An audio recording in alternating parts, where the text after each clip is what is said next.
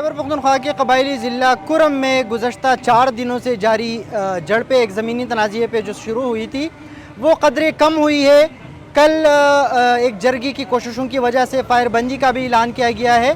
Deputy commissioner के मुताबिक तकरीबन 70 से ज़ायद जो बंकर्स थे, जो मोर्चे थे, वो दोनों फ़रीक़ैन ने खाली कराए हैं। लेकिन अभी भी कुछ गुज़श्ता शाम से, कल शाम से आज तक कुछ इलाक़ों में कशीदगी जो है वो अभी भी बरकरार है। ये भी आपको बताता चलूँ कि ज़िला कुरम में महकमा दाखिला के एक रिपोर्ट के मुताबिक तकरीबन 8 मकामात पर ज़मीनी तनाज़ात है और इसमें सबसे जो अहम इलाका है वो बुशहरा का एक गाँव है, जहाँ पे हमेशा जब भी इसी तरह का एक दो कबाइल के माबैन ज़मीनी तनाज़ा खड़ा हो जाता है और फिर वो माटर गोलों और भारी असलहा तक पहुँच जाता है। अभी अस्पताल की रिपोर्ट के मुताबिक DHQ अस्पताल पाड़ा चिनार के रिपोर्ट के मुताबिक गुज़श्ता 4 दिनों से झड़पों में अब तक तकरीबन 32 अफराद जो है वो जान से गए हैं और 200 से ज़ायद जो है वो ज़ख्मी है। इसी तरह जो टल पाड़ा चिनार जो मरकज़ी शहरा है वो मुकम्मल तौर पर गुज़श्ता 4 दिनों से बंद है।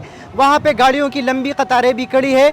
अभी से कुछ देर पहले हमारी बात हुई थी एक ड्राइवर से जो वहाँ पे फंसे हुए हैं और कह रहे थे कि गुज़श्ता 4 दिनों से हम यहाँ पे फंसे हैं और हमारे साथ खुराक की अशिया भी यहाँ पे मौजूद नहीं है और हम करीबी दुकानों से बिस्किट लेकर उसी पे गुजारा करते हैं।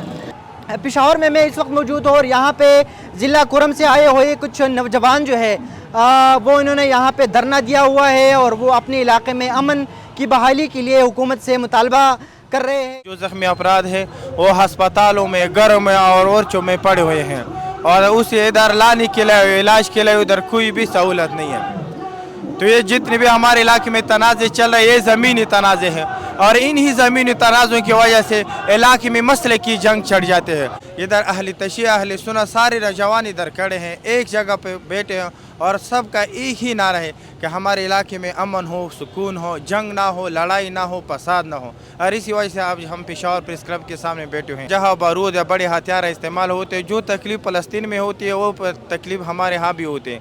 इधर जो जंग चल रही है, हमारे बच्चे रो रहे हैं, हमारे जवान फौत हो रहे हैं, हमारे लोग ज़ख्मी हो रहे हैं, हमारे घर बर्बाद हो रहे हैं, हमारे रास्ते बंद हैं, हमारे रोड बंद हैं, अस्पतालों में इमरजेंसी है, यानी इतने ज़्यादा मरीज़ पड़े हुए कि उधर दवाई की भी शिदत कमज़ोरी है। वाहिद ये इलाका है जो रेवेन्यू रिकॉर्ड रखता है। जहाँ रेवेन्यू रिकॉर्ड हो, जहाँ डॉक्यूमेंट हो, वहाँ मसले का पैदा होना एक और सहूलियत पैदा करता है।